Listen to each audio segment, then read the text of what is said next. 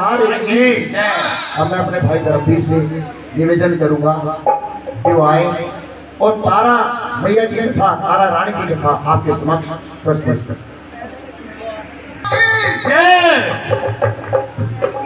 बोलिए सांचे दरबार की, माँ के प्यार की, सभी भक्त बोलिए जय माता की। आप सभी भक्तजनों, माताओं, बहनों, बंधु बांधवों के सामने तारा रानी की पावन कथा का बखान करने जा रहे हैं। कहते हैं बिना तारा रानी की कथा के कोई भी जागरण संपूर्ण नहीं माना जाता, और तारा रानी की कथा को जो भी भक्त भक्ति पूर्वक सुनता है और सुनाता है, माता रानी उसके सभी मनोरथ पूर्ण करती है। तो चलिए बात को तारा रानी की पावन कथा की ओर लेकर चलता हूँ। जयकारा माँ तारा रानी का,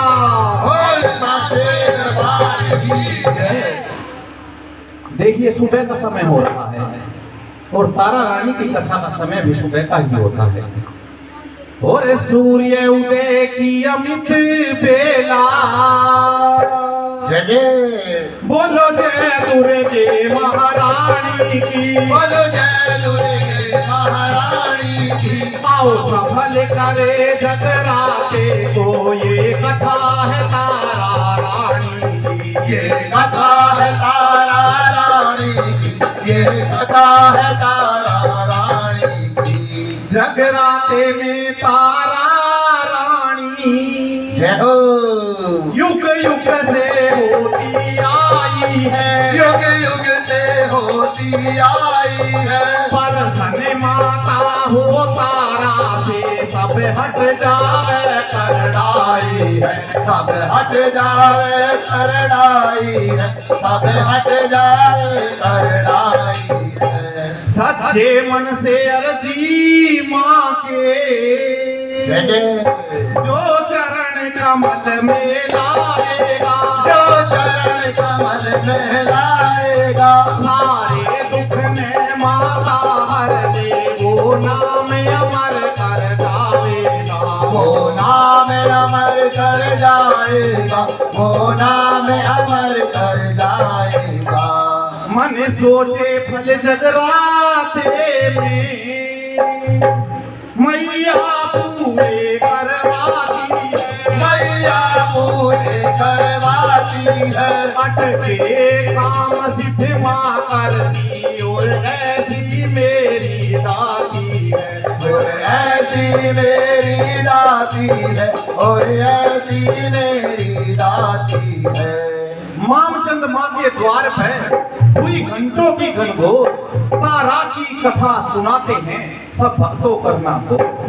कथा आरंभ होत है, सुनो बात मेरी माँ, भंडारे बर्बादियो आज जागरण की रात, आज जागरण की रात गात में जोश भरा माँ तेरा, अंधन पुत्र सब दियो माँ गुण भूल लेना तेरा।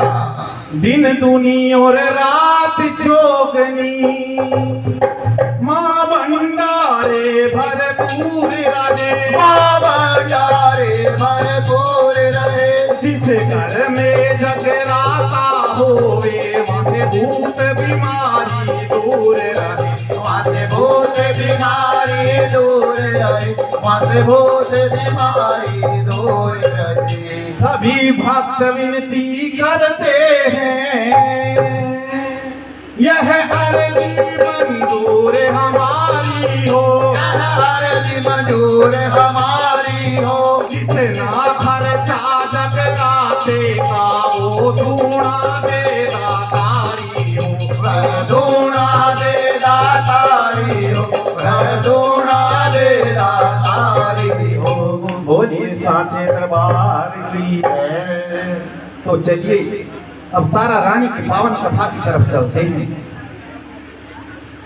तारा रानी की मेन कथा से पहले उसके कुछ पहले जन्मों की कथा का वर्णन करेंगे कि किस तरह उन्होंने अपने पूर्व जन्मों में क्या क्या किया। तो तारा के पहले जन्म की कथा इस प्रकार है। दक्ष राजा की दो पुत्री थी, और छगन मगन का नाम धरा, और छगन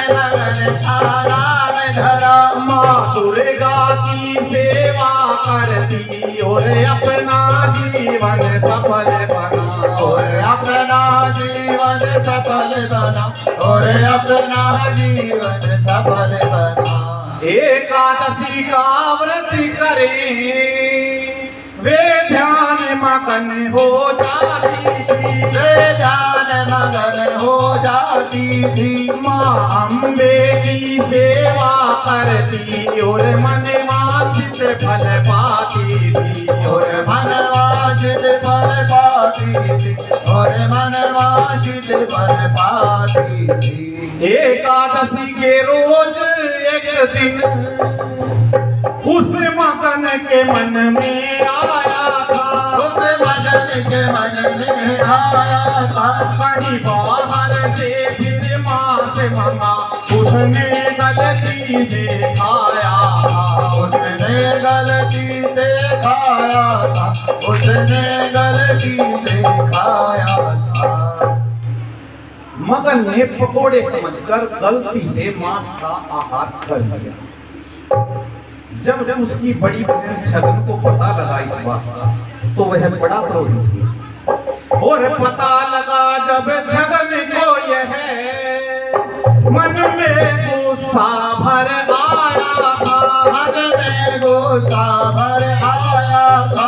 यह नीच काम तूने है किया, फिर उसको श्राप लगाया था, फिर उसको साथ लगाया था, फिर उसको साथ लगाया था। छिपकली बन जा इसी समय तू, जहो मैं तुझको श्राप ये देती हूँ, मैं तुझको साथ ये देती हूँ, और नीच काम करने का तुझे दोस्तनी मजा में चखाती हूँ, दोस्तनी मजा में चखाती हूँ, दोस्तनी मजा में चखाती हूँ। और इस तरह छगन ने मगन को श्राप दे दिया। जयकारा शेरा वाली दा बोल सांचे दरबार की। छगन की बात सुनकर मगन बड़े विनम्र भाव से बोली, बहन मैंने जानबूझकर तो अपराध नहीं किया, मुझसे तो अनजाने में यह पाप हुआ है, फिर भी मैं तेरे श्राप को स्वीकार करती हूँ। तेरा श्राप मेरे सिर माथे पर, मैं छपकली बन जाऊंगी, मैं छपकली बन जाऊंगी, पर मेरी बहन इस योनि से छुटकारा कैसे पाऊंगी, छुटकारा कैसे पाऊंगी, छुटकारा कैसे पाऊंगी। मगन के विनम्र भाव को देखकर छगन को अपनी बहन पर दया आ जाती है और वह मगन को श्राप मुक्ति का उपाय बताती है कि परोपकारी बन मेरी बहना, फिर योनि तेरी छूट जाएगी, फिर योनि तेरी छूट जाएगी। कहीं जीवों की तू जान बचा, फिर अपना नाम कमाएगी, फिर अपना नाम कमाएगी, फिर अपना नाम कमाएगी। इस तरह से छगन ने मगन को श्राप मुक्ति का उपाय बताया। और आप सभी ने सुनी तारा और रुक्मण के पहले जन्म की कथा, जिसमें उनके नाम छगन और मगन थे। तो किस तरह से छगन ने मगन को श्राप दिया, तो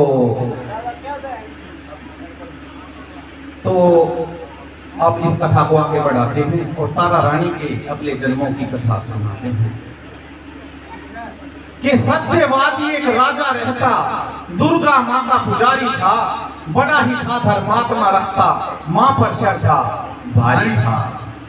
उसने बड़े ही प्यार से अपने महलों में यज्ञ करवाया।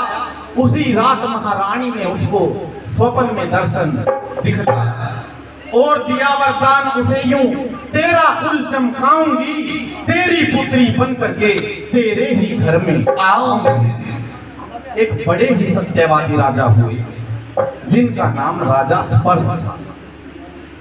वे माता के बड़े ही परम और अनन्य भक्त थे। माता रानी उनके सपने में आकर कहती है कि राजा मैं तेरी पुत्री बनकर आऊंगी और तेरे नाम और कुल को चमचाऊंगी। बोलिए तारा रानी मैया की। के गर्भवती रानी फिर हो गई घड़ी सुहानी आई है। गर्भवती हो गई घड़ी सुहानी आई है। गर्भवती रानी फिर हो गई घड़ी सुहानी आई है। गर्भवती रानी फिर हो गई घड़ी सुहानी आई है। समय आने पर रानी ने गोदी में कन्या पाई है। गोदी में कन्या पाई है। माता रानी का जन्म नहीं होता, क्योंकि किसी भी देवी देवता का पृथ्वी पर जन्म नहीं होता, वे अवतार लेते हैं। जिस समय कन्या के जन्म का समय था, रानी को नींद आ जाती है और जब आंख खुलती है तो वह गोदी में कन्या को पाती है। बोल सांचे दरबार की। राजा पंडितों को बुलाता है और उस कन्या का नामकरण कराता है और पंडित उस कन्या का नाम तारा रखते हैं और कहते हैं यह माता रानी की बड़ी अनन्य भक्त होगी और इसकी महिमा का बखान युगों युगांतर तक किया जाएगा। इसी तरह कुछ समय बीता, रानी दोबारा गर्भवती हुई और रानी ने फिर एक कन्या को जन्म दिया। परंतु यह क्या, इस बार रानी उस कन्या को देखते ही डर जाती है। क्यों? क्योंकि काला है रंग उसका नैन मोटे। रानी रोकर बोली मेरे भाग्य बूटे। जल्दी से ज्योतिष को बुलवाती है, जन्म पत्री उसकी बनवाती है। ग्रहों को देख पंडित जी बोले, कहते हैं सत्य अगर हर देना डोले। अगर कन्या इस घर में रहेगी तेरी यस्कीर भी सारी मिटेगी। तेरी यस्कीर भी सारी मिटेगी। पंडितों की बात सुनकर राजा को बड़ा आश्चर्य हुआ। राजा ने कहा कि पंडित जी, इसकी कुंडली देखकर तो बताइए कि ऐसा इस कन्या में क्या है कि यह जिस घर में रहेगी उसका सब कुछ नष्ट कर देगी, और किस कारण इसने मेरे घर में जन्म लिया है, जरा देखकर बताइए। तो पंडित जी उसकी कुंडली देखकर बताते हैं और क्या कहते हैं कि राजा रानी दोनों सुन लो, राज की बात बताते हैं। बहु संगीता जो कहती है वही तुम्हें समझाते हैं, वही तुम्हें समझाते हैं। राजा ध्यान से सुनो, पिछले जन्म में भी तुम राजा थे। एक दिन आप शिकार खेलते खेलते जंगल में बड़ी दूर निकल गए। शाम का समय हो गया, थकावट के कारण आपने विश्राम करने का निर्णय लिया। मंत्री ने आपके आराम की व्यवस्था की और आपको लेटते ही नींद आ गई। और फिर मंत्री ने क्या किया कि खुला छोड़ दिया घोड़े को और घास की सेज बिछाई है। एक गाय चरती फिरती फिर तेरे संग आई है, फिर तेरे संग आई है। राजन, मंत्री तेरा दुष्ट था, आपकी तो आंख लग गई। पता नहीं उसके मन में क्या आया, और जो गाय वहां पर चरती फिरती आई थी उसने क्या किया कि दुष्टी था मंत्री तेरा राजन, ना जाने क्या विचारा है। क्रोध में आके उसने गाय को बड़े जोर से मारा है। दुष्टी था मंत्री तेरा राजन, ना जाने क्या विचारा है। क्रोध में आके उसने जोर से बड़े गाय को मारा है। दुष्ट था मंत्री तेरा। गाय को मारने की आवाज सुनकर राजन आपकी निद्रा भंग हो जाती है, और फिर आप क्या देखते हैं कि तड़पी गाय मरी सामने तुमको बहुत मलाल हुआ। तड़पी गाय मरी सामने तुमको बहुत मलाल मंत्री को देश से तूने निकाल दिया, देश से तूने निकाल दिया। अब आपको बताते हैं कि प्रत्येक जीव को अपनी करने का फल भोगने के लिए मिलता है। यदि हम अच्छे कर्म करते हैं तो हमें उसके पुण्य कर्म के लाभ मिलेंगे, और यदि हम बुरे कर्म करते हैं तो उसका दंड भी हमें भुगतना पड़ेगा। ऐसा नहीं है कि हमने 5 अच्छे कर्म किए और 3 बुरे कर्म किए तो हमें 2 का पुण्य मिल जाए, 3 क्रॉस हो जाए। पुण्य अपनी जगह और पाप अपनी जगह। तो ये जो गाय मंत्री के द्वारा मारी गई है, ध्यान से सुनिए, यह है पिछले जन्म की छचन थी जिसे उसकी बड़ी बहन ने श्राप दिया। वो माता रानी की बड़ी परम भक्त थी, उसके पुण्य कर्मों की वजह से पहले उसे गाय का जन्म मिला और अगला जन्म अपनी बहन के श्राप के कारण उसका छिपकली का होगा। बोलिए तारा रानी की जय। राजन, तूने मंत्री को तो देश से निकाल दिया, फिर तूने विचार किया कि गौ की हत्या तो हुई है, पश्चाताप तो करना पड़ेगा। तूने क्या सोचा कि गौ हत्या का पाप है भारी, सोच बहुत ही घबराया। गौ हत्या का पाप है भारी, सोच बहुत ही घबराया। इसका प्रायश्चित करने को तूने यज्ञ है करवाया, तूने यज्ञ है करवाया। राजन, तूने विचार किया और यज्ञ और भंडारे का आयोजन करवाया और उसके लिए खीर का प्रसाद बनवाया। राजन, कहते हैं सांप के दांत में जहर होता है, छिपकली की पूंछ में जहर होता है, मक्खी के सिर में जहर होता है और दुष्ट आदमी के रोम रोम में जहर होता है। तो मंत्री तो तेरा दुष्ट था, दुष्ट मंत्री था तेरा, तो पंडित का भेष बनाता है और रसोई घर में घुस जाता है और मौका पाकर क्या करता है, रसोई घर में वो घुस जाता है, बन रही खीर देख पाता है, मरा हुआ सांप गिर निकाला है, कड़ाहे खीर के में डाला है, इसे जो खाएगा मर जाएगा, यज्ञ राजा का निष्फल जाएगा, यज्ञ राजा का निष्फल जाएगा। मंत्री ने तो अपनी चाल चली, परंतु आज इस करनी को कोई नहीं देख रहा। कौन देख रहा है बताइए? ये छोटी सी लड़की बताएगी। बताओ बेटा, बताओ। शाबाश, आ जाओ, खजाना ले जाओ। आज इस करनी को कोई नहीं देख रहा, सिर्फ एक जीव देख रहा है। कौन? के छपकली के छत से लग कर देख रही करनी सारी, देख रही करनी सारी। वो थी गाय पिछले जन्म की, मंत्री द्वारा गई मारी, मंत्री द्वारा गई मारी। छिपकली ने सोचा कि यदि इस खीर को जो भी कोई खाएगा वही मर जाएगा, और राजा ने भंडारे का आयोजन किया है तो बहुत से जीवों का अंत हो जाएगा। तुरंत छिपकली के मन में आया कि तेरी भी इस योनि से मुक्ति पाने का समय आ गया है।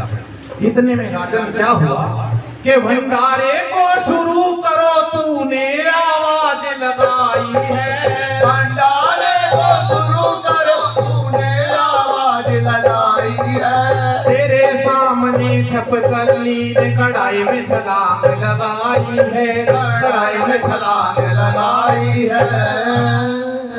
राजा, जब तुमने देखा कि भरे हुए खीर के बर्तन में छिपकली ने छलांग लगा दी और सारा प्रसाद खराब कर दिया, तो दुखी मन से आपने बिना सोचे समझे छिपकली को श्राप दे दिया। भंडारा झूठा हुआ सारा, मन में उदासी छाई है, भंडारा झूठा हुआ सारा, मन में उदासी छाई है। दुष्ट नीच नी पापनी तूने क्या करनी दिखलाई है, क्या करनी दिखलाई है।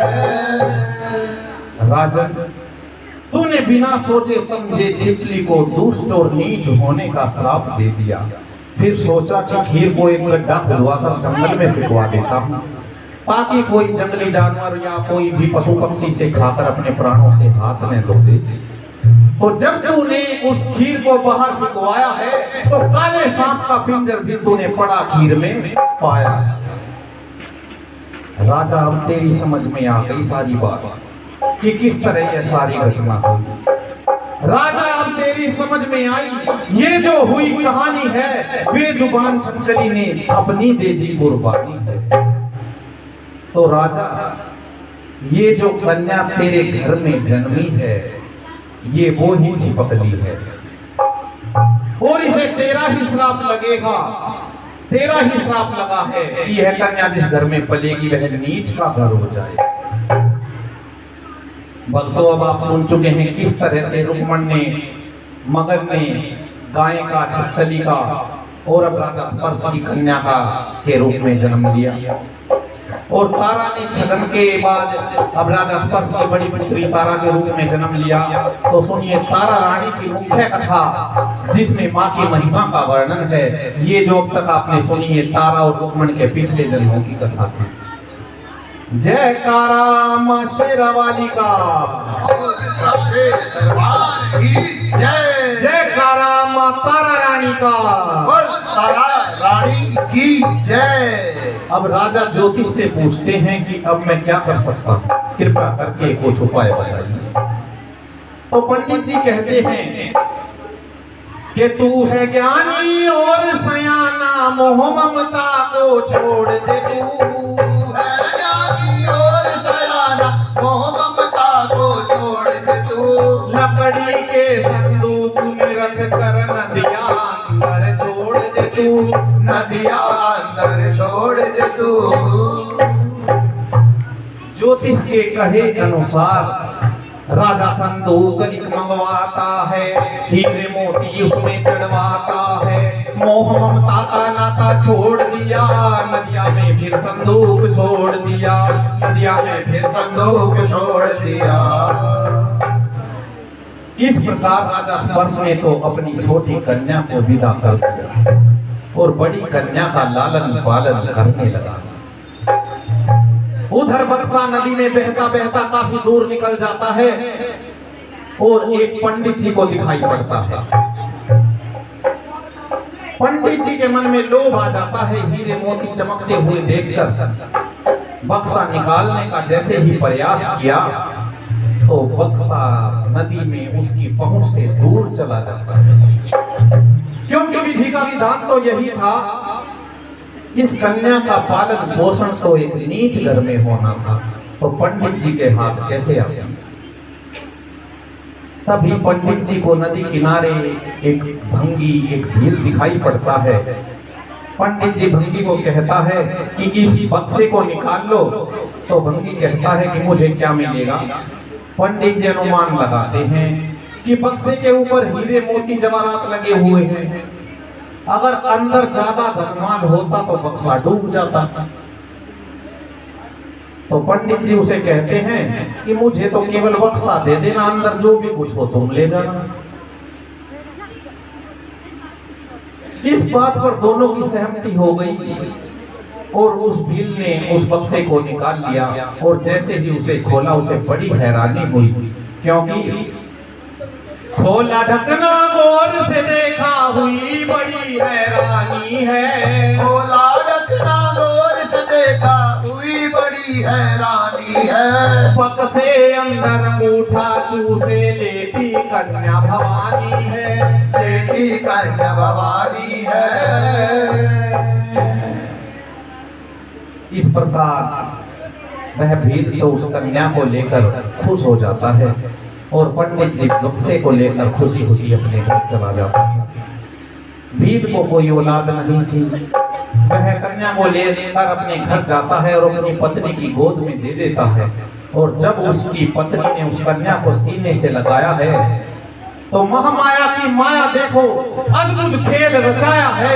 ममता में भर गई वो माँ और दूध छाती में आया है। और सांचे दरबार की इस प्रकार उधर तारा का पालन पोषण राजघराने में होने लगा और उसी घर में जन्मी उसकी छोटी बहन जिसका नाम भील ने रुक्मण रखा, उसका जन्म एक भील के घर होने लगा। माँ की महिमा देखी, समय का पहिया घूमता है, दोनों कन्याएं जवान हो जाती हैं और तारा की शादी राजा हरिश्चंद्र से कर दी जाती है और उसी नगर में उसकी छोटी बहन रुक्मण की शादी एक भील के घर हो जाती है। बोलिए सांचे दरबार की। संयोग बस देखिए, जो रुक्मण की सास थी वह तारा रानी के घर साफ सफाई करने के लिए जाया करती थी। तो एक दिन उसकी तबीयत खराब थी तो उसकी जगह रुक्मण साफ सफाई करने के लिए तारा रानी के घर जाती है। और रुक्मण की सास वृद्धा हो गई। रुक्मण ने काम संभाला था, रुक्मण ने काम संभाला था और उसी शहर में हरिश्चंद्र का लग दरबार निराला था। और लगे दरबार निराला था, और लगे दरबार निराला था। रुक्मण सफाई करने एक दिन फिर तारा के घर आई थी। तारा के घर आई थी। तारा बैठी थी बीच भवन, फिर एक बार नजर घुमाई थी। फिर एक बार नजर घुमाई थी, फिर एक बार नजर घुमाई थी। माँ कृपा से तारा ने फिर उस रुक्मण को पहचाना था। उस रुक्मण को पहचाना था। और 3 जन्म तेरे बतला दूं, कोई इसमें नहीं बहाना था। कोई इसमें कोई बहाना था, नहीं इसमें कोई बहाना था। लिया पहचान एक दूजे को और जिया उमा कर आया था और तारा जी के खुशी के मारे नैन नीर भर आया था। 3 जन्म की बात सुनी जब रुक्मण ने खुशी मनाई थी, झाड़ू बुहारी छोड़ वहीं पर भागी घर को आई थी। इतनी बात बताकर तारा ने रुक्मण से कहा कि आ तू अंदर आ मेरे महल में। दरवाजे से उसे अंदर ले जाते हुए क्या कहती है? तारा मन में खुशी मनाई, संग रुक्मण को लाई। बहन तेरी सेवा कर दूंगी, खान में नंदन कर दूंगी। तारा मन में खुशी मनाई, संग रुक्मण को लाई। बहन तेरी सेवा कर दूंगी, खान में नंदन कर दूंगी। तारा मन में खुशी मनाई, चाहे जो कुछ खा पी लेना मेरा ही घर से है, घर से। चाहे जो कुछ खा पी लेना तेरा ही घर से, तेरा ही घर से। चाहे तू सबसे जितने ले जाना कोई डर से ना डर से। मैं हूँ राजा की रानी, तेरी बेटा रुक्मणी। मैं हूँ जन्म पहला आई, तेरी सेवा कर दूंगी, खान में नंदन कर दूंगी। तारा मन में खुशी मनाई।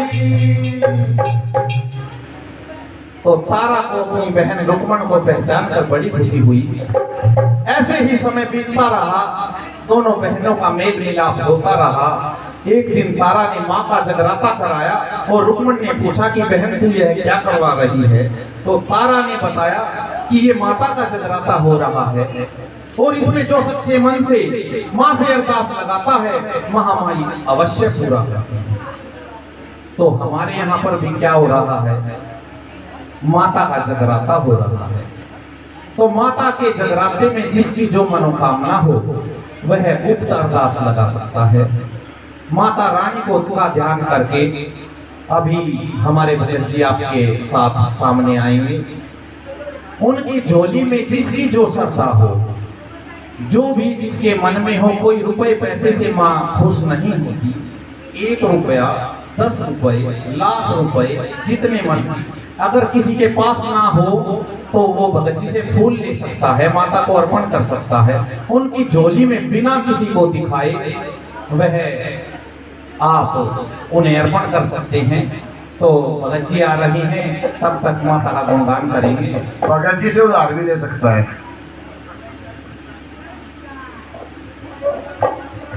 बोलिए सांचे दरबार की जय।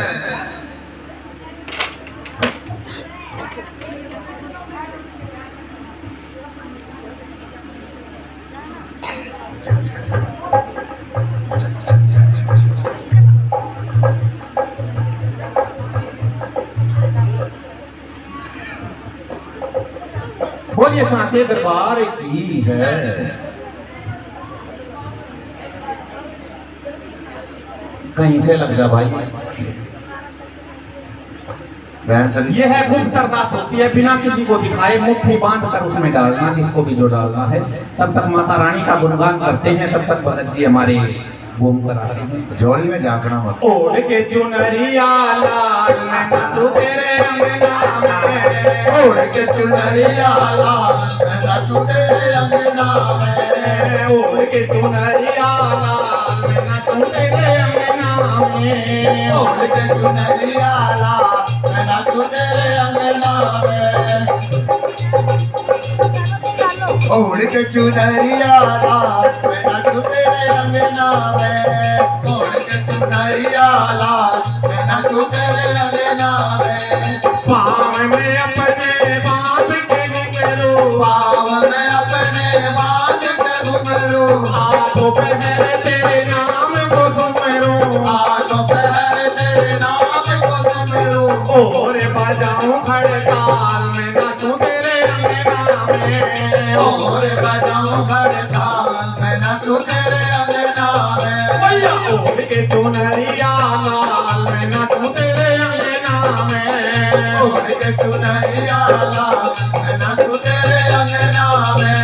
लाल लाल चुनरी लाल लाल चोला, लाल लाल चुनरी लाल लाल चोला, रूप बड़ा है महाकाल मोला, रूप बड़ा है महाकाल मोला, शक्ति अजब कमाल मैं नाचूं तेरे अंगना में, शक्ति अजब कमाल मैं नाचूं तेरे अंगना में। भैया ओढ़ के चुनरिया लाल मैं नाचूं तेरे अंगना में, ओढ़ के चुनरिया लाल मैं नाचूं तेरे अंगना में।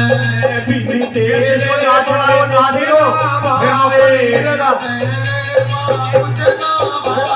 व्याकुल मन मेरा चैन न पावे, व्याकुल मन मेरा चैन न पावे, कर दे पूरे सवाल मैं नाचूं तेरे अंगना में कर दे पूरे सवाल मैं नाचूं तेरे अंगना में। भैया ओढ़ के चुनरिया लाल मैं नाचूं तेरे अंगना में, ओढ़ के चुनरिया लाल मैं नाचूं तेरे अंगना में। पवन में तेरे दीपक जागे, पवन में तेरे दीपक जागे, पान सुपारी चढ़ तेरे आगे, पान सुपारी चढ़ते आगे, आऊं दवारे हर साल मैं नाचूं तेरे अंगना में, आऊं दवारे हर साल मैं नाचूं तेरे अंगना में। भैया ओढ़ के चुनरिया लाल मैं नाचूं तेरे अंगना में, भैया ओढ़ के चुनरिया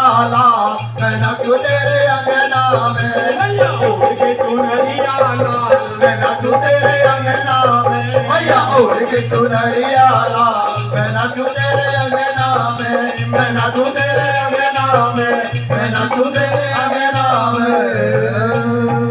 बोल बोल के मैया की जय। बोल सांचे दरबार की जय। तो चलिए कथा की ओर चलते हैं। चलो। तारा रानी के घर जागरण देखकर रुक्मण के मन में भी आती है और वह कहती है कि बहन मैं भी अरदास लगा रही हूँ। अगर माता रानी ने मेरी मनोकामना पूर्ण की तो मैं भी माता का जागरण करवाऊंगी। आप सभी भक्त गुप्त अरदास लगा चुके हैं, तो माता रानी से प्रार्थना करते हैं कि माता रानी सबकी अरदास को स्वीकार करे और सबकी मनोकामनाएं पूर्ण करे। और साचे दरबार की जय। कुछ समय बीता, माँ ने रुक्मण की अरदास पूरी की और 9 महीने के बाद चांद से मुखड़े वाला लाल माता रानी ने रुक्मण को दिया। और साचे दरबार की जय। घर में खुशी हुई, खुशी का माहौल हुआ, लेकिन रुक्मण जागरण कराना भूल गई। कहते हैं जब माँ देती है तो ढेरों के ढेर देती है, और जब लेने पर आती है तो चमड़ी भी उधेड़ लेती है। अब क्या हुआ कि रुक्मण का लड़का बीमार हो जाता है, तो रुक्मण रोती रोती तारा के पास जाती है और क्या कहती है कि बहन, बड़ी मुश्किल से मैंने तेरे कारण एक लाल पाया था और उसको बड़ा बड़ा लाड लगाया था। सारे घर के बड़े खुश थे, तुमने बड़ा सुथरा काम बनाया था। अब पता नहीं इसको क्या कष्ट हुआ, क्या रोग हुआ।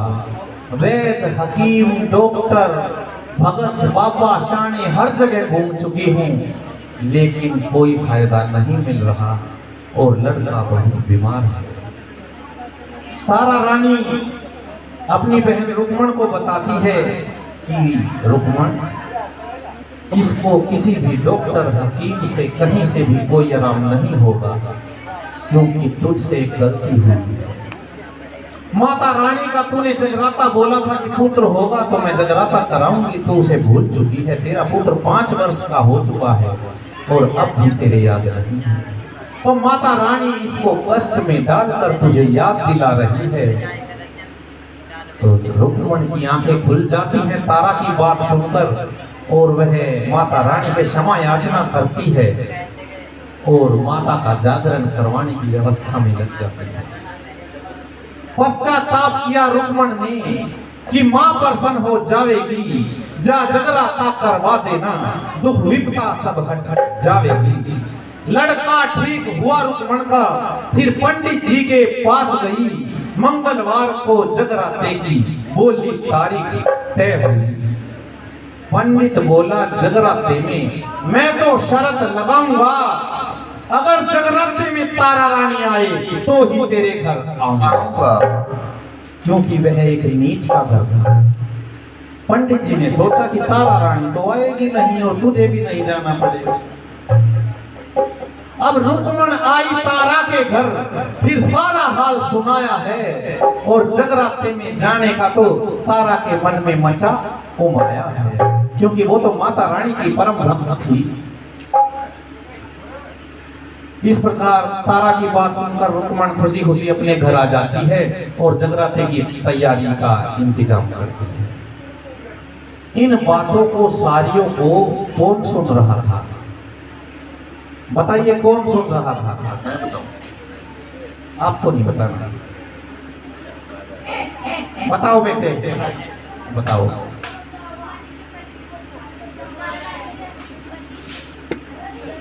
खड़े होके बताओ बेटा, खड़े होके।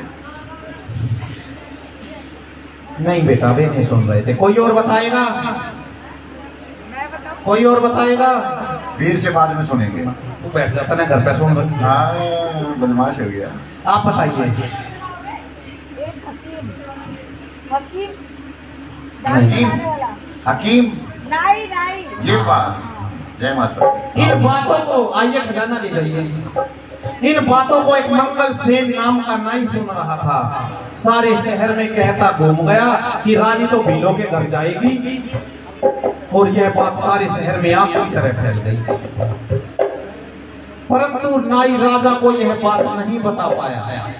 उसकी हिम्मत ही नहीं हुई राजा से ये कहने की कि तेरी रानी भीलों के घर जाएगी। वह डर रहा था कि कैसे बताऊं राजा को। वह राजा की हजामत बनाने लगा, और हजामत बनाते बनाते हजामत का पानी राजा के होठों से लगा दिया। राजा होठों से पानी लगते ही क्रोधित हो जाता है कि कहता है, अरे मंगल सेन नाई दुष्ट, तूने मेरा धर्म भ्रष्ट कर दिया। तूने गंदा पानी हजामत का मेरे होठों से लगा दिया।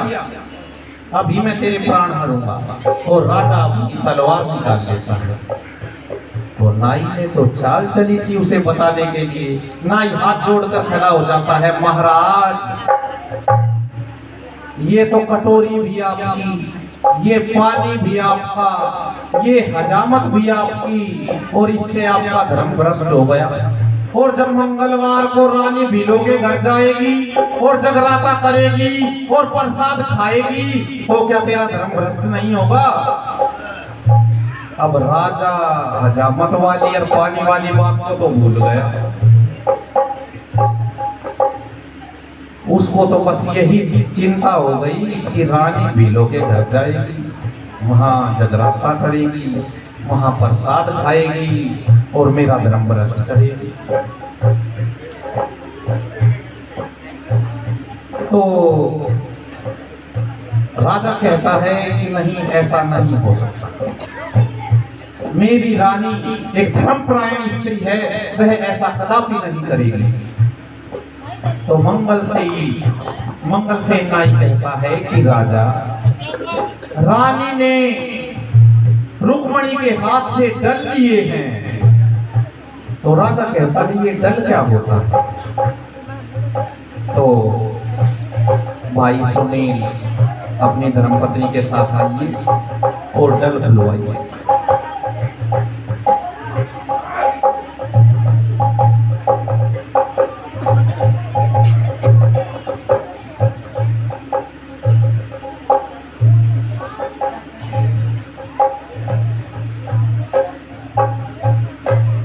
तो राजा कहता है कि डल क्या होता है?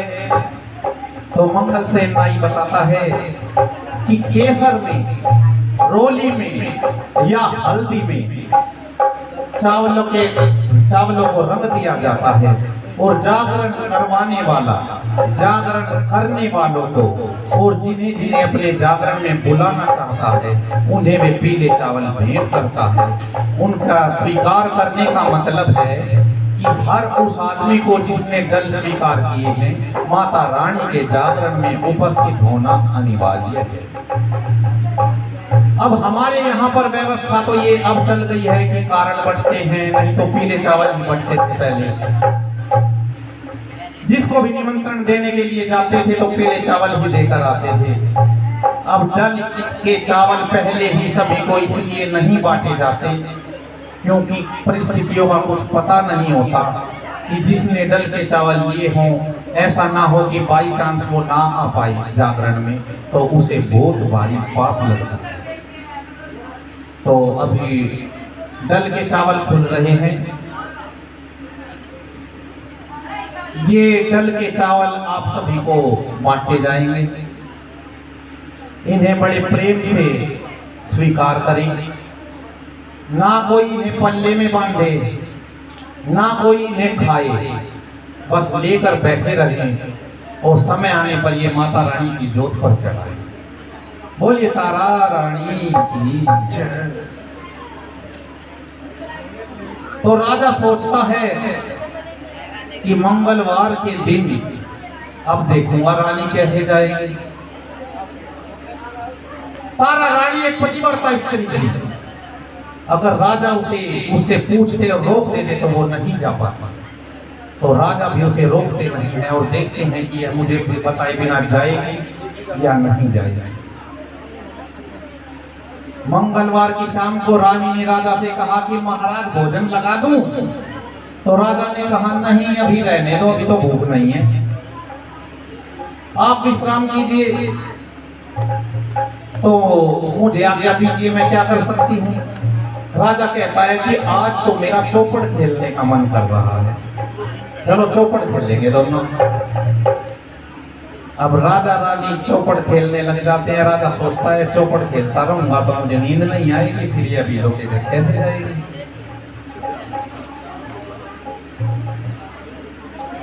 राजा अपनी एक उंगली में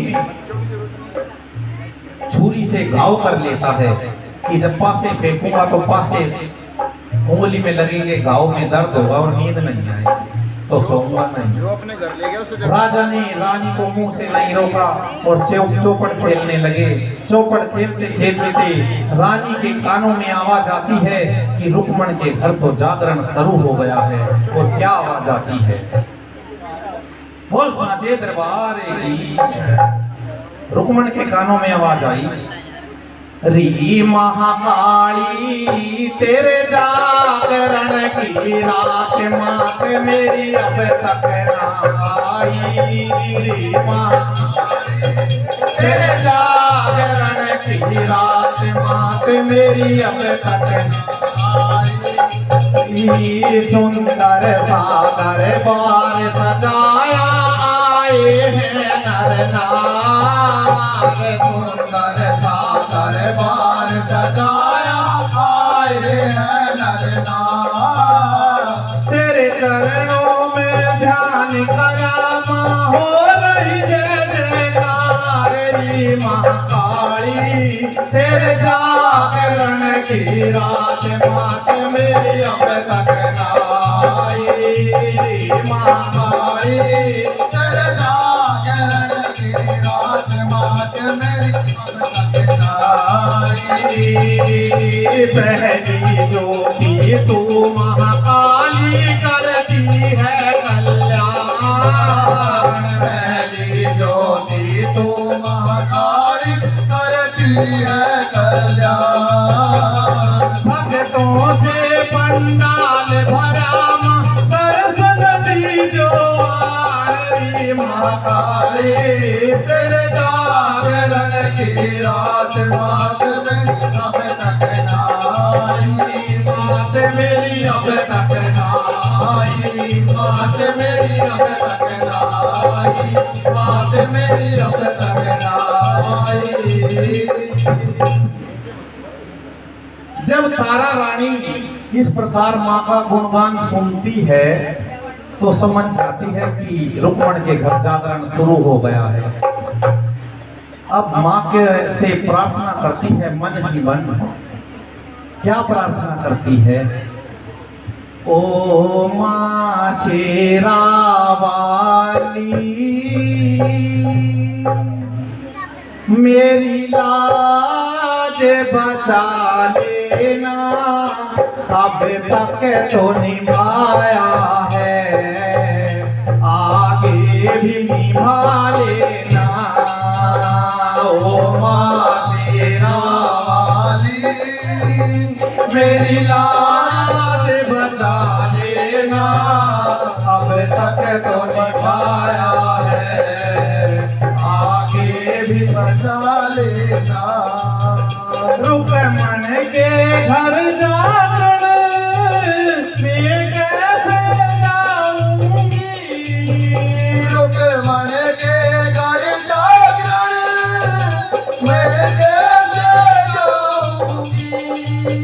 राजा नहीं सोया है इसे कैसे सुनाऊंगी।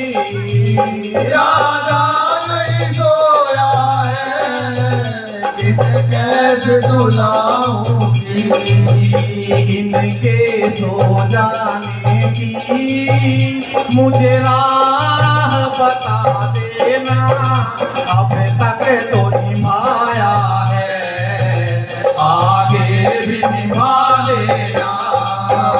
ओ माँ शेरा वाली मेरी लाज बचा लेना। अब तक तो निभाया है, आगे भी निभा लेना। माता ने कहा कि तारा तू चिंता मत कर, मैं पवन का रूप धारण करके राजमहल में आ रही हूँ। राजा भी सो जाएगा, तभी शीतल मंद समीर सुगंधित हवा चलने लगी और राजा बोला, रानी मुझे नींद आ रही है। बोल साचे दरबार की जय, बोल योग माया की जय। तो रानी बोली, महाराज नींद आ रही है तो सो जाओ। मैं तो कब से चाह रही हूँ कि आप सो जाओ। और मैं जागरण में चली जाऊं, अपने मन ही मन सोचती है। पर राजा को नींद बेशक आ रही है, पर सोच रहा है मेरे सोते ही ये चली जाएगी। आप सो जाओ, मैं तकिया ला कर देती हूँ। राजा कहता है नहीं, आज तो मैं तेरे घुटने पर सर रख के सोऊंगा। मेरी इच्छा है कि मैं तेरे घुटने पर सर रख के सोऊं। राजा ने घुटने पर सर रखा तो माता रानी ने निंद्रा के रूप में राजा की आंखों में प्रवेश किया। मीठी मीठी नींद आने लगी, राजा सो गया। अब तारा रानी मन ही मन मां से प्रार्थना करती है। क्या करती है? अब तक तो निभाया है, आगे भी निभा देना। अब तक तो निभाया है, आगे भी निभा देना। ओ मां तेरा वाली, मेरी लाज बचा लेना। अब तक तो निभाया है, आगे भी निभा लेना। अब तक तो निभाया है, आगे भी निभा लेना। तो माता बोली तारा से कि और क्या निभाऊं? राजा सो तो गया, अब तू चली जा। तारा माँ से बोली सो तो गया, पर अगर जाग गया तो क्या करूंगी? माँ बोली कि मैं वरदान दे रही हूँ। अच्छा ये बताइए, आज पूरी रात में क्या ऐसा कोई है जिसे नींद का एक भी लटका ना आया हो? बहुत बढ़िया, आ जाएगा थोड़ी देर में। तो माता रानी ने तारा को वरदान दिया, अब नहीं आया करता कि योगी भोगी रोगी चाहे पूरी रात जागे, परंतु सुबह के पहर में एक क्षण ऐसा आएगा कि नींद का लटका जरूर आएगा। इसी से सुबह सुबह जिनको नींद के लटके आ रही है, ये ना सोचें कि हमें भाई कथा में मन लग रहा है या क्यों आ रही है नींद। ये सब माता रानी की कृपा हो रही है। बोल साचे दरबार की जय। कहते हैं कि पूरी रात तो नींद नहीं आई और सुबह सुबह वो नींद आ जाती है। अब ना आई तो फिर सुबह घर जाके भी सोओगे, ऐसा तो कोई ना पावे जो सारी रात जाके और घर जाके भी एक लटका ना ले। रानी धीरे से अपना घुटना राजा के सिर के नीचे से निकालती है और तकिया लगा देती है। वो तारा वहां से निकलती है तो क्या देखती है? सब दरवाजे बंद पड़े हैं, हर तर पहरेदार खड़े हैं। खुली थी एक खिड़की, खिड़की से माता निकली गलियों मोहल्लों में से दौड़ के और कह रही है माँ मेरी लाज रख लेना। तो माँ कहती है क्यों रख लूं तेरी लाज? तो कहती है मैं राजा को छोड़कर आई हूँ सोते को, तू मेरी लाज रख लेना। तो रानी कहती, माता कहती है कि रानी ये बता कि क्यों रख लूं तेरी लाज? तो रानी कहती है माँ मैं तेरे लिए राजा को छोड़ के आई हूँ, तेरे गुणगान में जा रही हूँ, इसलिए मेरी लाज रख लेना। रानी खिड़की से निकलकर चल देती है, थोड़ी दूर पहुंचती है, चोरों की नजर रानी पर पड़ती है कि कोई स्त्री जा रही है और सोने चांदी से सजी हुई मोहर असर दुपट्टे ओढ़ रखे हैं, सोने की खड़ाऊ पहन रखी हैं। चोर ने सोचा कि अगर आज ऐसा माल हाथ लग जाएगा तो अच्छी कीमत मिल जाएगी, इसलिए इस स्त्री से छीना जाए और चल दिया रानी को लूटने के लिए। बिजली के समान चमकती हुई रानी तारा माँ की भगत दौड़ी दौड़ी जाने लगी भीलों की बस्ती की ओर। दौड़ते समय एक खड़ाऊ वहीं छूटी और चोर ने जो ही दुपट्टा खींचा तो आधा दुपट्टा चोर के हाथ में आ गया, आधा दुपट्टा और एक खड़ाऊ लेकर चोर एक कोने में खड़ा हो गया और डर गया कि ये कौन थी जो बिजली के समान आई और एकदम चली गई। इतने में महारानी तारा भीलों की बस्ती में पहुंच गई और वहां पहुंचकर भेंटे गाने लगी और तारा देखती है कि माता रानी को मेहंदी लगाई जा रही है। तो जब तारा रानी रुक्मण के दरबार में पहुंचती है तो वहां पर सुबह का समय हो गया था और माता रानी का श्रृंगार मेहंदी से किया जा रहा था। अभी भाई सुनील माता रानी को मेहंदी लगाएंगे। आइए दरबार में अपनी धर्मपत्नी को साथ लाइए और माता रानी को मेहंदी लगाइए।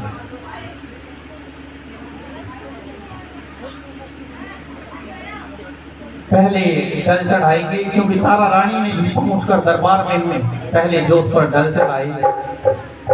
जिस जिसके को भी डल मिले हैं माता रानी के नंबर वारी आइए और माता रानी को एक एक करके आते रहिए और डल चढ़ाते रहिए। और सांचे दरबार की जय।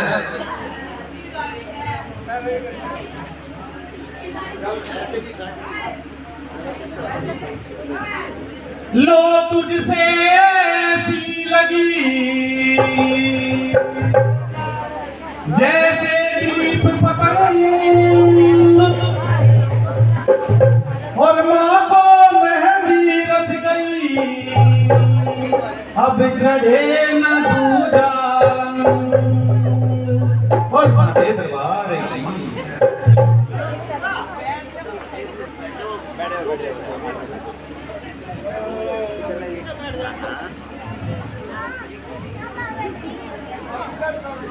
तो जब तारा रानी दरबार में पहुंचती है तो माता गुणगान किस तरह से कर रही है, सोचती है कि दरबार में किस तरह से गुणगान हो रहा है। कृपया शांति बना के रखें, आराम आराम से आते रहे, अभी समय बहुत है।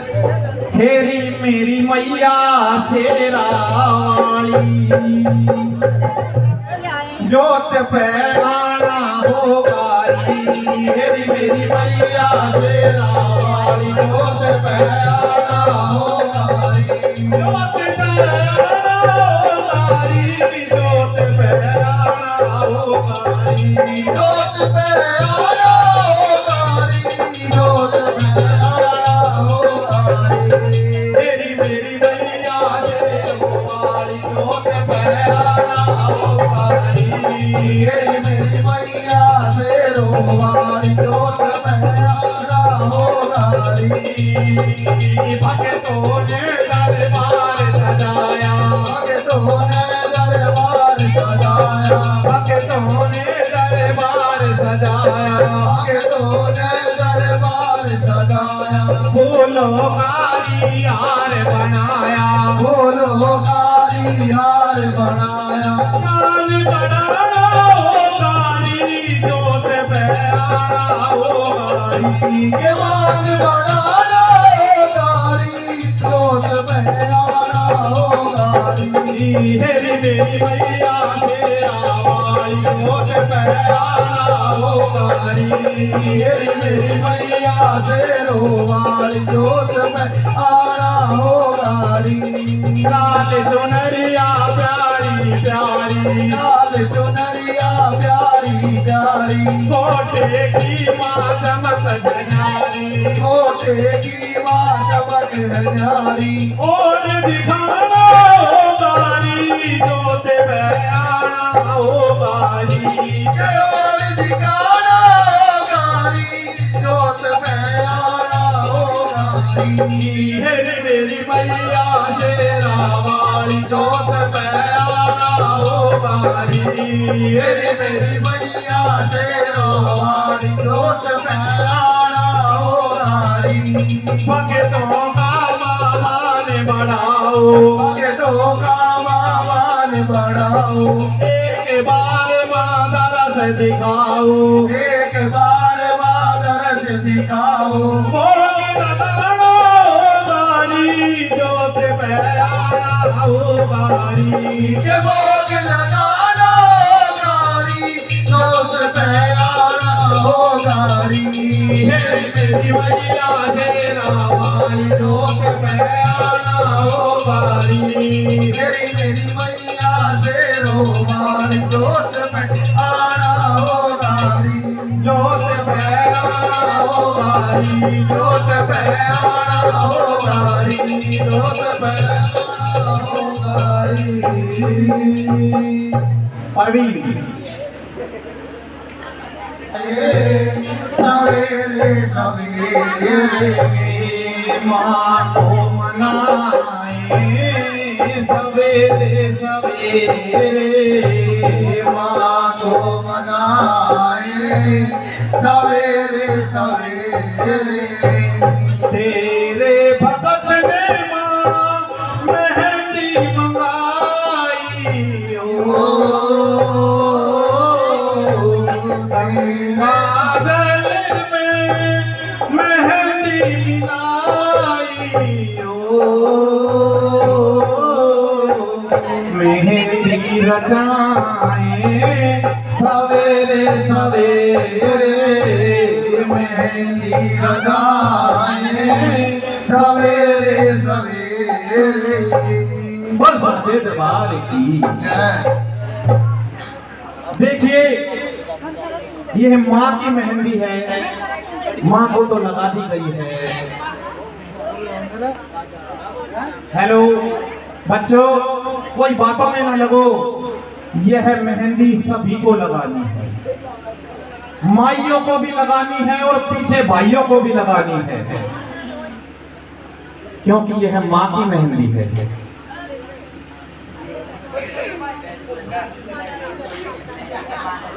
इधर तो तारा रानी माँ को मेहंदी लगा रही है और उधर राजमहल में राजा की नींद खुल जाती है। कि प्रातः काल में हरिश्चंद्र की आंख खुली, तारा देखी, तारा मिली ना महलों में तो राजा की तन गई दुखी। राजा ने तलवार निकाल ली और बोला, आज जिंदा नहीं छोड़ूंगा। रानी को चली गई मुझे छोड़कर, सोते हुए उसे शर्म नहीं आई। राजा भेष बदलकर तारा को ढूंढने चला, कुछ आगे बढ़ा, देखा वही चोर खड़ा है जिसने रानी को लूटना चाहा था। राजा उस चोर से पूछता है कि तूने यहाँ से किसी स्त्री को जाते हुए देखा है क्या? तो चोर बताता है कि हाँ, एक स्त्री भीलों की तरफ बड़ी तेजी से भागी हुई गई है और उसका आधा दुपट्टा तो हमने छीन लिया और उसकी एक खड़ाऊ ये हमारे पास है। राजा सोचता है वैसे तो तू मेरे नगर का चोर है, तुझे दंड देना चाहिए, परंतु उसके सच बोलने पर उसे छोड़ देता है और कह देता है कि तू मेरे नगर से बाहर चला जा, बस इतना ही दंड तुझे दे रहा हूं। अब राजा वहां से भीलों की बस्ती की ओर जाता है और जाकर देखता है तो उसे क्या आवाज आती है, वहां पर माता रानी का गुणगान चल रहा है। किस तरह से, ओ माते करते हैं तुमको नमन, ओ मात करते हैं तुमको नमन, सुखी चैन मिलता है, सुख चैन मिलता है आके शरण, ओ मात करते हैं तुमको नमन। राजा ने भेष बदला हुआ है और चुपचाप एक कोने में बैठ जाता है और देखता है कि रुक्मण और रुक्मण का पति मां को भोग लगवा रहे हैं अपने घर पर बना हुआ तामसिक प्रसाद, क्योंकि भीलों के घर पर तो मांस का प्रसाद बनता था उस समय।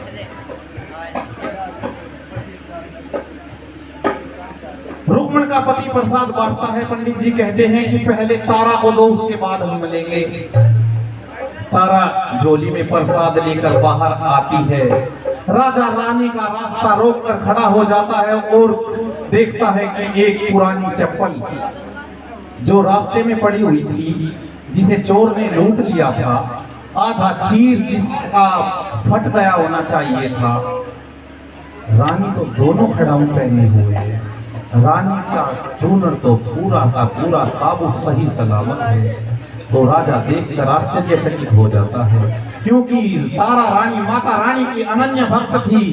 माता रानी ने उसको दूसरी चप्पल भी दे दी और उसका चीर भी पूरा कर दिया। बोल तारा रानी की जय। तो राजा कहता है, रानी तू तो जादूगरनी है, तूने एक चप्पल वहां छोड़ी थी, अब के दोनों पहने हुए है, अब दिखा अपना जादू। तूने हमारा धर्म भ्रष्ट किया है, दिखा झोली में तूने क्या है। तूने मांस का प्रसाद लिया है, तो भगत जी प्रसाद बाटे के प्रसाद का भोग लगवाइए और प्रसाद वितरण करवाइए। जय माता। खोल झोली, तेरी झोली में देखूंगा तूने मांस का प्रसाद लिया है। तो रानी कहती है महाराज मांस नहीं बोलो, माँ का प्रसाद है। तो रानी माँ से प्रार्थना करती है, क्या करती है? अब तक तो निभाया है, आगे भी निभा देना। अब तक तो निभाया है, आगे भी निभा देना। ओ माँ तेरा वाली मेरी लाज बचा देना। अब तक तो निभाया है, आगे भी निभा देना। अब तक तो निभाया है, आगे भी निभा देना। ये सोच ले जब तारा झोली को खोलेगी, ये सोच ले जब तारा झोली को खोलेगी। अपने प्रसाद से माँ बदनाम तू हो लेगी। अपने प्रसाद से माँ बदनाम तू हो लेगी। इससे बच जाने की मुझे राह बता देना। अब तक तो निभाया है, आगे भी निभा देना। अब तक तो निभाया है, आगे भी निभा देना। सारा प्रार्थना करती है कि माँ कृपा करो। पहले समय में अज्ञानतावश महाकाली के जागरण में भीलों के घर, जो उनके घर में भोग बनता था, जो रोज बनाते थे उसी का भोग लगाया करते थे और मदिरा का चरणामृत बनाया जाता था। फिर क्या हुआ? राजा को जिद पर अड़ा हुआ था। रानी झोली छिपा रही थी, राजा झोली छीन रहा था, खोल रहा था। फिर राजा ने आखिर झोली को खोला है और उस झोली में क्या देखा? पंचमेवा और मिश्री मखानों को देखकर राजा का मन डोला है। अपने भक्तों पर माँ ऐसे ही दया करती रहना, उनकी लाज इसी तरह बचाती रहना।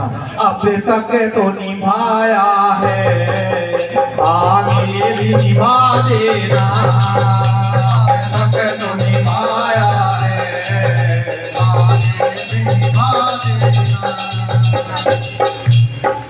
राजा बोला रानी सच सच बता, तेरी झोली में मेरी आंखों के सामने बकरे का मांस डाला गया। हाँ डाला गया महाराज, रानी बोलती है। राजा कहता है अभी तक तो तू बोल रही थी कि माँ का प्रसाद है, तो कह रही है कि हाँ मांस डाला गया है। यह क्या बात होगी? तो रानी कहती है यह मेरी माँ की कृपा होगी, मेरी माँ की दया होगी। बोलो सच्चे दरबार की, बोल तारा रानी की, बोल दुर्गे भवानी की। अब राजा कहने लगा उस शक्ति के दर्शन करा जिस शक्ति ने तेरे मांस के प्रसाद को पंचमेवा में बदल दिया। रानी कहती है दूसरे के घर लड़ाई झगड़ा नहीं किया करते। राजा चलो अपने घर राजमहल में चलो, वहां आराम से बैठकर बात करते हैं। अब रानी राजा को राजमहल में ले आती है।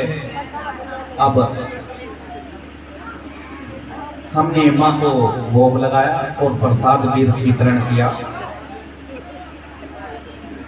देखिए जो ये प्रसाद होता है इसे कोई भी हाथ में ना ले, अपनी झोली में ले, क्योंकि इसकी परंपरा है कि तारा रानी ने भी अपनी झोली में लिया था और उस झोली की मर्यादा माता रानी ने रखी थी। तो प्रसाद नीचे न गिरने दे और सब अपनी झोली में ले। उसी दिन से यह पंचमेवा इतनी शुद्ध हो गई कि इसको सूतक और पातक का भी असर नहीं होता। पंचमेवा का प्रसाद इसलिए सबसे पवित्र माना जाता है।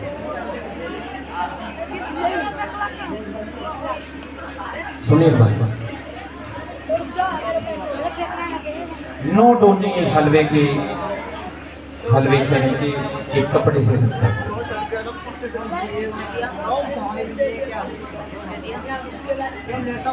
लगा कि मुझे उस शक्ति को बता कि कैसे तेरे मांस के प्रसाद के मिश्र और मखाने बन गए।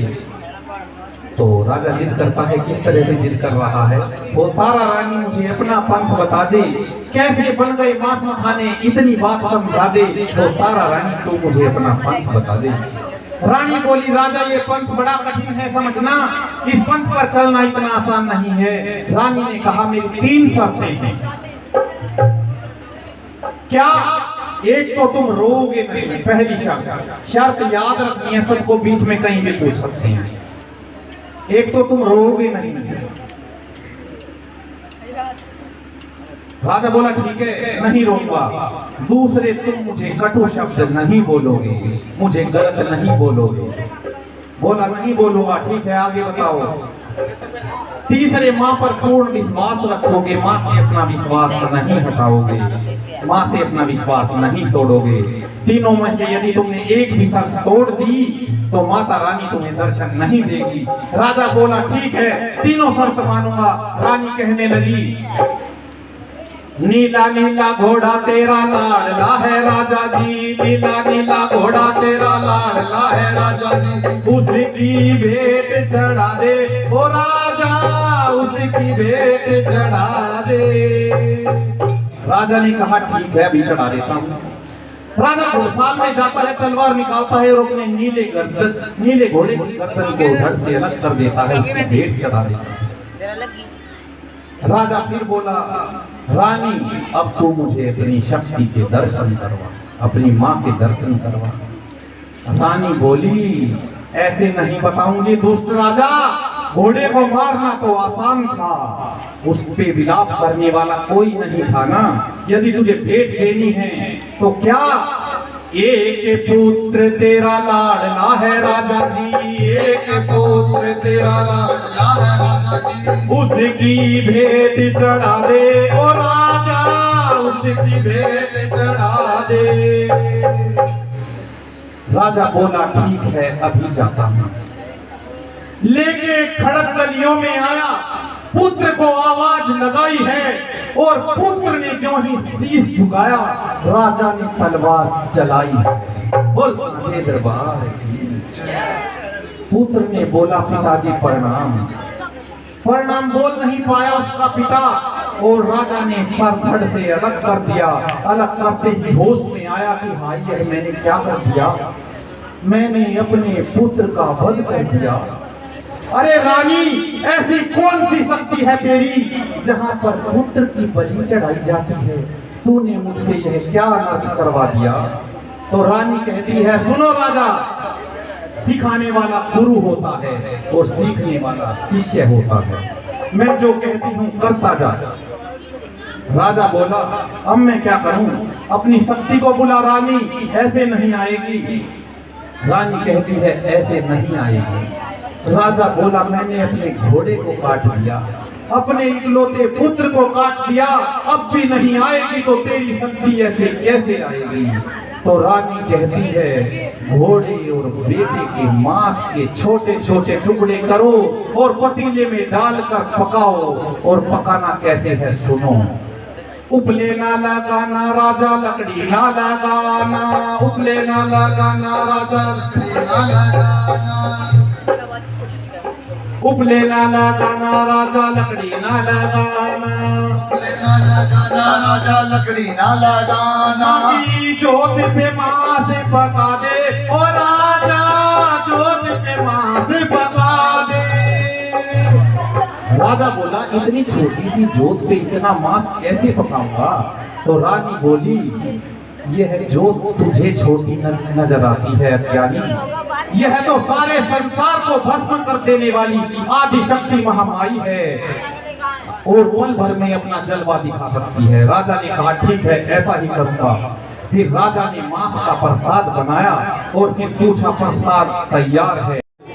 5 थाल सजेवाओ मेरे राजा, 5 थाल सजेवाओ मेरे राजा। तो राजा बोला, 5 थाल किस किस की रानी ये बता। तो रानी कहती है, एक मेरी माता का, एक मेरी माता के शेर का, तीसरा अपना और चौथा अपने पुत्र रोहतास का। कि तारा तू पागल हो गई है? जिस पुत्र की तूने भेंट चढ़ा दी वही पुत्र इसको खाने कहां से आएगा? बोली कि तू लगा तो सही तू थाल। 4 थाल हो गए, 4 थाल राजा ने लगा दिए। बोला 5वां थाल किसका लगाऊं? तो रानी बोली 5वां थाल मेरा लगा। तो राजा बोला रानी तू बिल्कुल पागल हो गई है, पुत्र का मांस खाएगी। तो राजा से बोली तू थाल लगा। 5 साल थाल सजाकर राजा ने कपड़े से ढक दिए। बोलो सच्चे दरबार की जय। अब क्या हुआ प्यारे भक्तों, राजा का धैर्य डगमगाने लगा, राजा रोने लगा, राजा की आंखों में आंसू आ गए। रानी बोली तुम मेरी पहली शर्त में हार गए। मैंने तुमसे कहा था कि तुम रोगे नहीं। तो राजा अब तुम्हें माता प्रकट होकर दर्शन नहीं देगी क्योंकि तुम मेरी पहली शर्त में हार गए।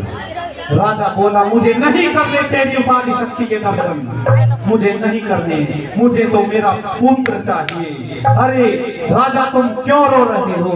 राजा ने कहा अरे तारा मोहे पुत्र वियोगे रुलाए। अरे तारा मोहे पुत्र वियोगे रुलाए। अरे तारा मोहे पुत्र वियोगे रुलाए। उसका जीना भी क्या जीना जिसका जमा पुत्र मर जाए। अरे तारा मोहे पुत्र वियोगे रुलाए। तो रानी कहती है राजा पुत्र वियोग में कौन मरा है जो तुम मर जाओगे? ऐसा कह रहे हो? तो राजा कहता है कि बेशक आज तक कोई मरा नहीं, परंतु मुझे भविष्य का भी आभास है। अभी नहीं मरा तो आने वाले भविष्य में ऐसा होगा। पुत्र वियोग में दशरथ जी भी, पुत्र वियोग में दशरथ जी भी, पुत्र वियोग में दशरथ जी भी, पुत्र वियोग में दशरथ जी भी रोए रोए प्राण गवाएंगे।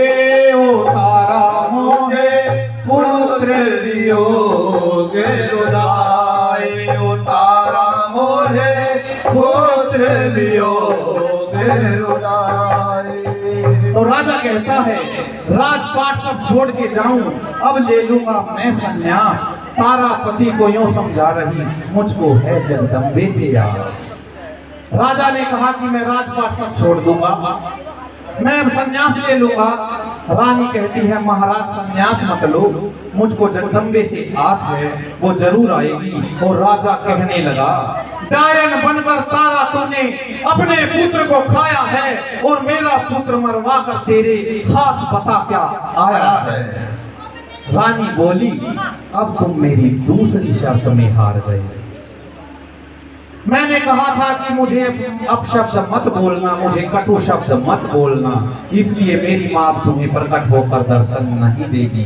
तो राजा ने कहा मुझे अब भी विश्वास नहीं हो रहा कि मुझे तुम्हारी मां प्रकट होकर दर्शन देगी भी या नहीं। तो रानी बोली कि राजा तेरा विश्वास भी डगमगा गया और अब पता नहीं राजा क्या होगा। राजा रोने लगा और क्या कहने लगा मैं अपने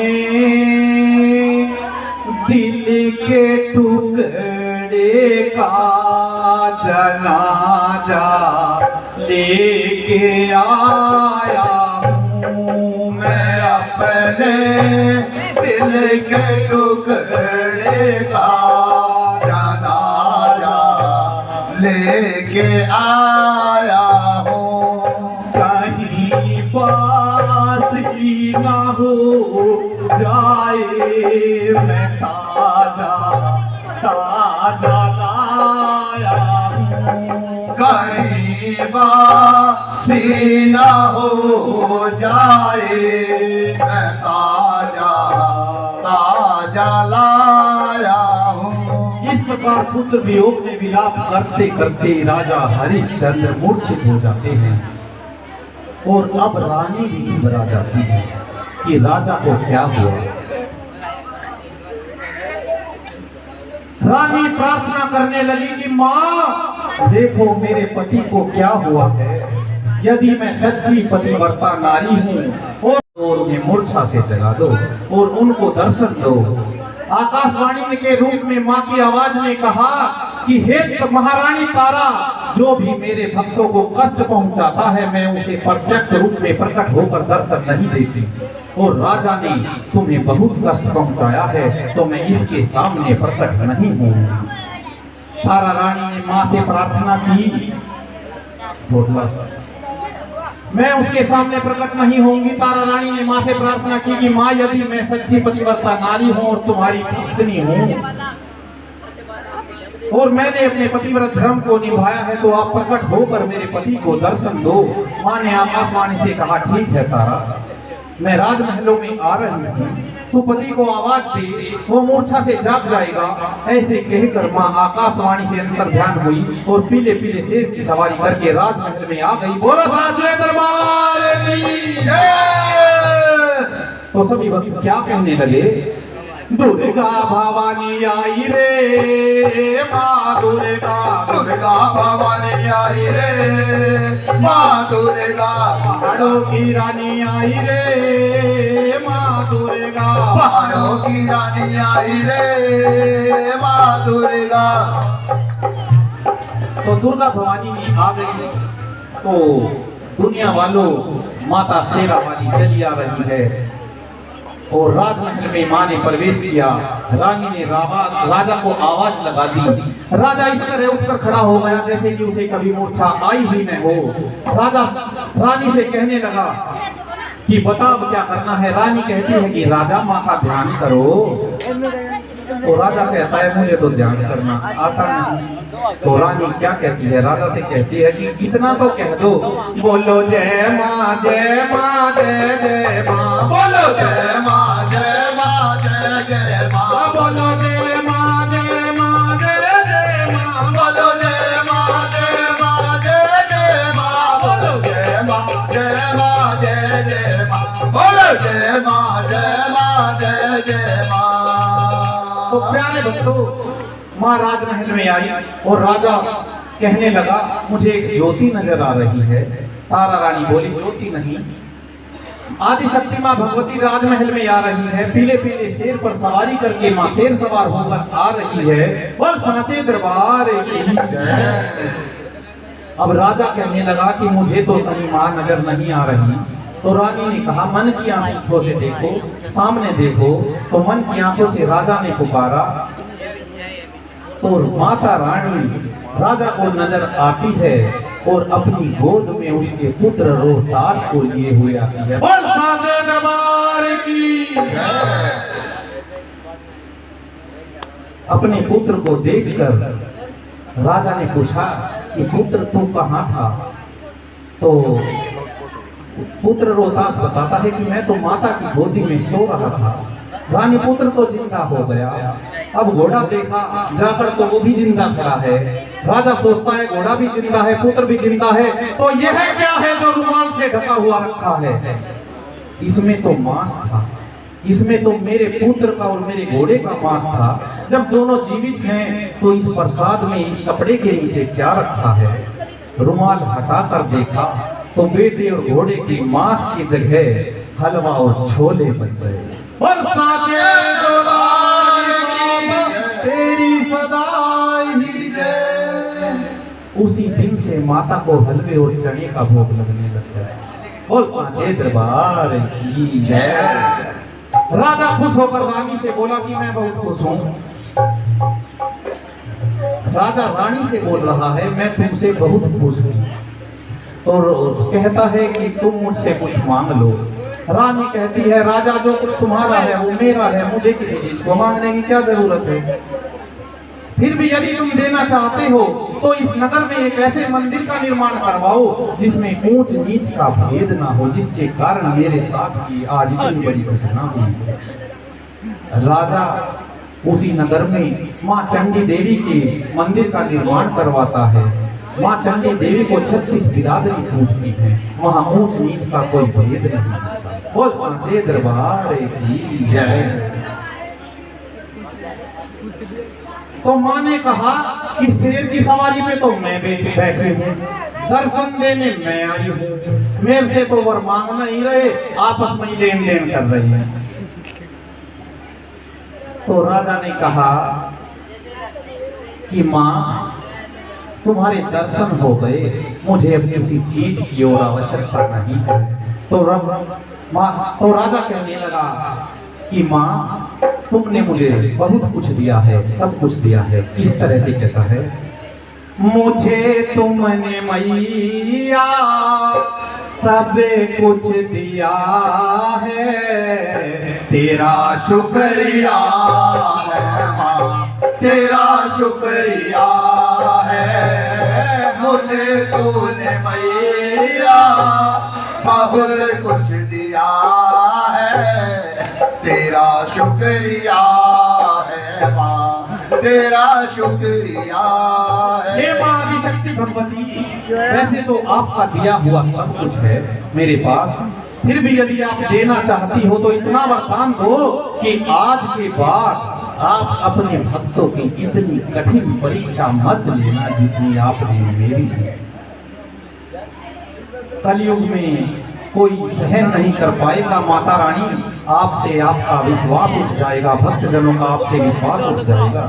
तो माता रानी ने कहा कि मैं अपनी तरफ से वरदान देती हूँ, तुमने तो कुछ भी नहीं मांगा, मैं इस बात का वायदा करती हूँ कि आज के बाद इतनी कठिन परीक्षा अपने भक्त की नहीं लूंगी, और इससे अलग जहाँ मेरे नाम का जगराता होगा वहाँ तारा रुक्मण की कथा जरूर होगी, और जिस जागरण में तारा रुक्मण की कथा नहीं होगी उस जागरण को मैं मंजूर नहीं करूंगी। और ये कहकर माँ ने कहा कि अब मैं जा रही हूँ। मैया चली घर आपने, मैया चली घर आपने, मैया चली घर आपने, मैया चली घर आपने सब भक्तों के कष्ट मिटा के मेरा सोया भाग जगा के, मैया चली घर आपने, मैया चली घर आपने, मैया चली घर आपने। अब बताओ मैया को जाने दें या रोक दें? नहीं जानते। तो थोड़ी देर और ठहर जा मैया, मेरे दिल का हाल तो सुन ले, क्या कहता है लाल ये सुन ले।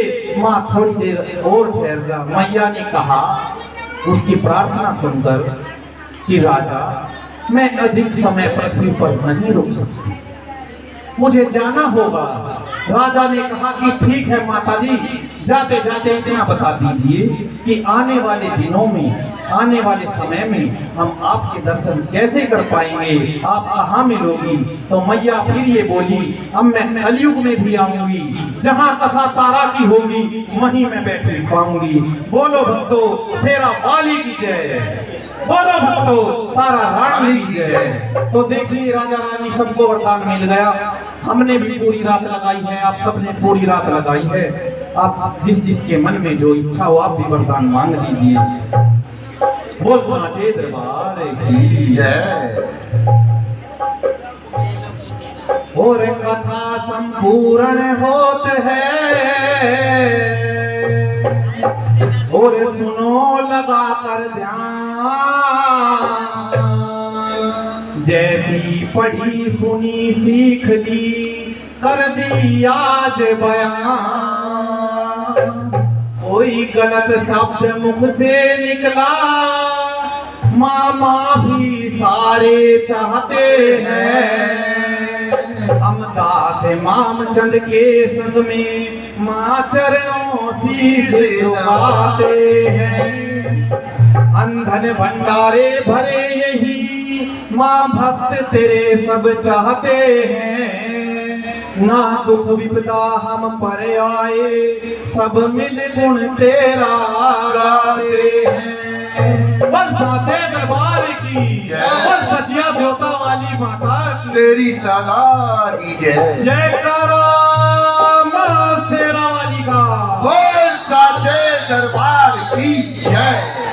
अभी माता रानी की आरती होगी, भोग लगाया जाएगा, उसके बाद प्रसाद वितरण होगा।